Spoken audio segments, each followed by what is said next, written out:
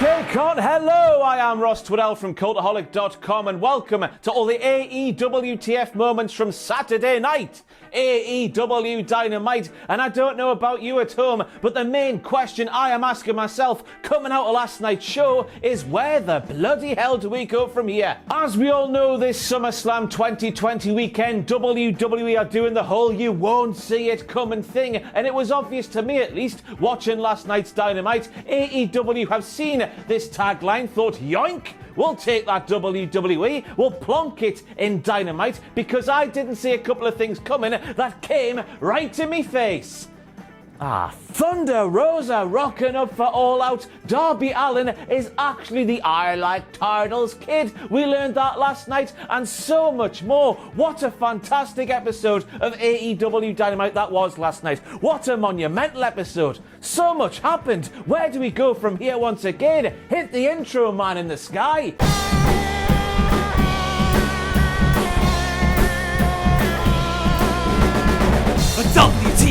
WTF!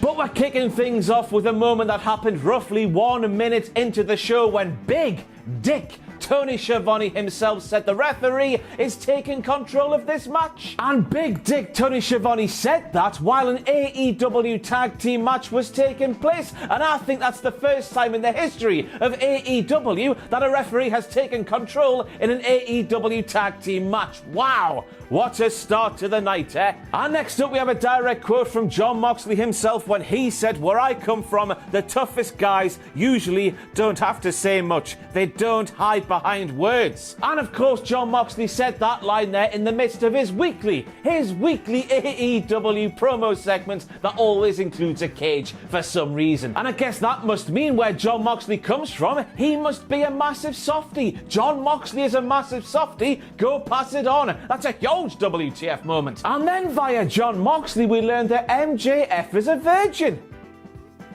That's it. Move on. And speaking of that no good, dirty virgin, MJF, I don't know why I call him a dirty virgin. He's just a clean virgin. Probably. He does have all the money. Maybe. I don't know what I'm talking about. We learned that MJF wants to ban the paradigm shift for Jon Moxley versus MJF at All Out. But in that moment, MJF appeared to display that he is not aware that Jon Moxley himself has more than one professional wrestling move in his arsenal. Go and ask Brian Cage, for example. As we all know, Jon Moxley does the old Gotch pile driver thingy that he stole from Minoru Suzuki. He sees a weakness, does Jon Moxley, and he tailors his offense to target that weakness. He's a very clever professional wrestler, so he is. So I guess then, since MJF's neck is the glaringly obvious weakness in that dirty little virgin's body, since the paradigm shift's going to be banned, Gotch pile driver for the win. That is indeed if Jon Moxley wins, which I'm not sure he will do, because I think MJF will win. And then we learned via Dr. Britt Baker herself that, and I quote, Streptococcus mucins, yes. Said exactly like that. Yes, it was. Do believe me. Yes, it was. That's the #1 cavity-causing bacteria. And how is it transmitted, dear viewer? I hear you asked. It is transmitted via human saliva. So we've got to ask the question, which is also a WTF moment, who the hell made kissing a thing when we've got Streptococcus mucins running rife? Kissing, a WTF moment in the midst of these AEWTF moments from last night's AEW Dynamite. That is a thing in the spirit of SummerSlam weekend 2020. That's a thing I didn't see coming. But back to the point, who the hell made kissing a thing? If Streptococcus mucins is actually a thing, I bet it was a bloody dentist. They're all con artists, aren't they? They're all arseholes, these dentists, apart from Dr. Britt Baker, of course, who was spreading the message of Streptococcus mucins, so just stop kissing people, aye? And imagine learning something like that while watching professional wrestling, eh? Everyone says professional wrestling is for idiots, yet we are here learning about Streptococcus mucins. Fantastic stuff. And then we have one of the more shocking WTF moments in AEWTF moment history, as we heard Taz getting arguably the most used nickname over the last year in the entire world of professional wrestling. Taz got that wrong. And this is only such a massive WTF moment down to the fact that Taz normally is so good at speaking all of the words that is, apart from le. Taz, that wonderful promo machine, he struggles with the word le. La champion, le champion, whatever it is Taz says, and I could not believe my eyes. He is.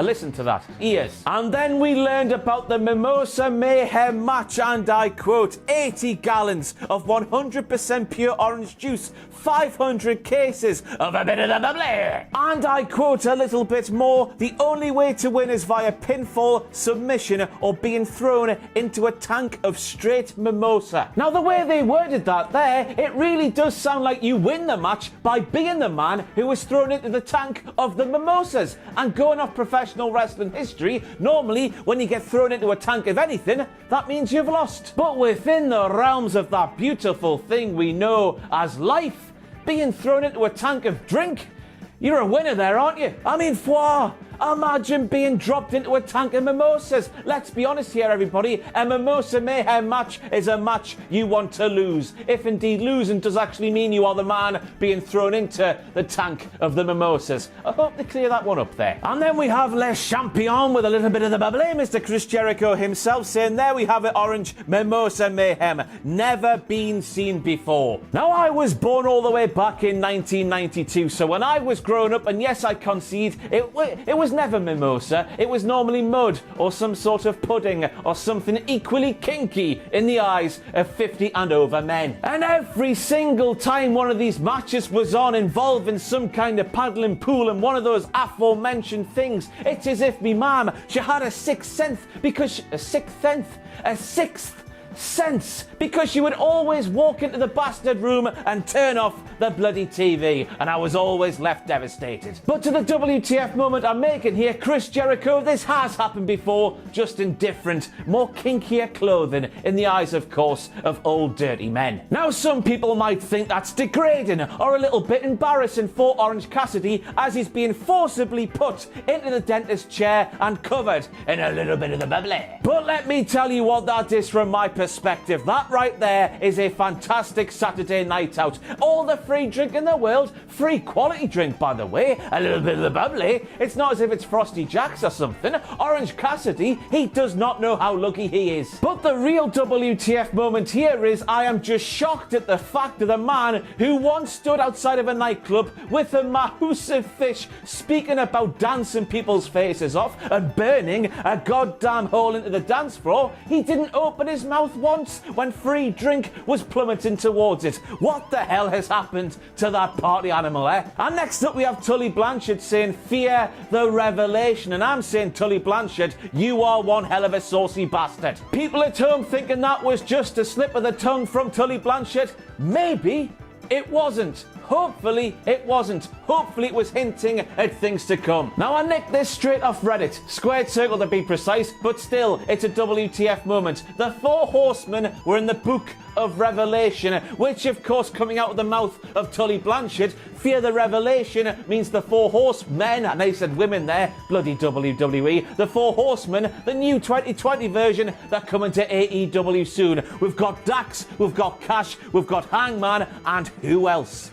Let me know who you think that will be in the comments below. Great referees go unnoticed, said Jim Ross. I didn't notice Mike Chioda last week on Dynamite, said Jim Ross, who was inadvertently, well, maybe he was doing it on purpose. I've got no idea. Maybe he was sending a message to referee Aubrey Edwards, who does a job wonderfully, in my opinion anyway. But Jim Ross saying that he didn't notice Mike Chioda on last week's Dynamite is not the compliment Mike Chioda maybe thinks it is. Because, of course, this is Jim Ross. More specifically, this is 2020 AEW version of Jim Ross. A Jim Ross who, quite frankly, does miss a hell of a lot that goes on during AEW shows. And you might think I'm being harsh here, but let me bring some empirical evidence right into your face right now. Later in the show, during last night's Dynamite, Jim Ross displayed that he had no idea there was some sort of lovey-dovey, cutie-wootie angle involving Allie and QT Marshall. And I'm asking, if you're the lead announcer for AEW, AEW. How the hell do you not know that's a thing? Now, this might just be me, but those pair of medals there, huge WTF moments, both of them. They look like the medals you pick up down at your local supermarket, but crucially, they're not filled with metal, they're filled with bastard chocolate. Who the hell looked at them and thought they were good within the realms of this very serious professional wrestling tournament? We go from the women's title to the new TNT title to those,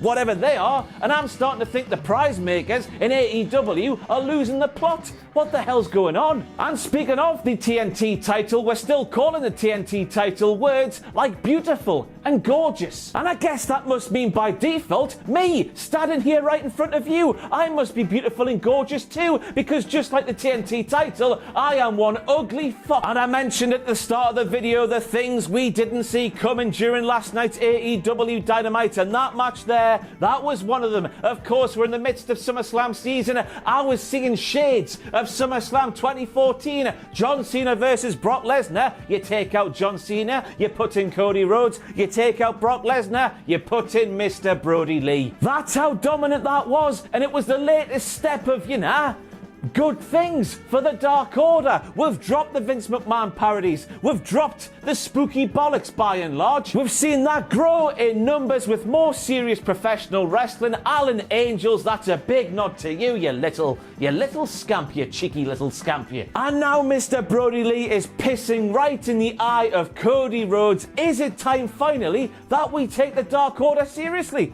I think it might be. And then we get to the post-match beatdown with Cody Rhodes on the stretcher, taken off the stretcher, buggered right on the stage while his neck is in a brace. Was anybody else asking the question, where the hell was Matt Cardona, that coward? Or maybe even the Elite as well. They're a pair of bastards as well, aren't they? Where are Cody's pals? Unless, of course, he has none. Over the last few weeks and months, we've seen Cody Rhodes burn his body to the ground. This schedule he's taken on with the TNT title, it is clear that he has eaten off, or bitten off, more than he can chew. His body is beaten down, his overconfidence has taken over him, he's lost the TNT title, has he lost his pals along the way? Considering AEW have just released a Cody and Matt Cardona t-shirt, I hope not, because that would be a bit weird, wouldn't it? Maybe there's more to this Cody beatdown than initially meets the eye. It's weird, isn't it? We've seen this supposed slow burn with Cody Rhodes turning heel, but all of a sudden, in one little segment, they've made Cody Rhodes once again a sympathetic babyface. Or maybe we were supposed to be laughing at Cody. I felt sorry for him, really. But that's it for your AEWTF moments from last night's episode of AEW Dynamite. Fantastic, monumental, all the words you want to throw at it. What a great episode. I have been Ross Twiddell from Cultaholic.com. Over to SummerSlam coverage now. WTF Moments for SummerSlam 2020 will be on this illustrious YouTube channel sometime on Monday, then Raw on Tuesday. AEW is back on Thursday. It never stops turning here. That's the wheel. The wheel at Cultaholic never stops. See ya.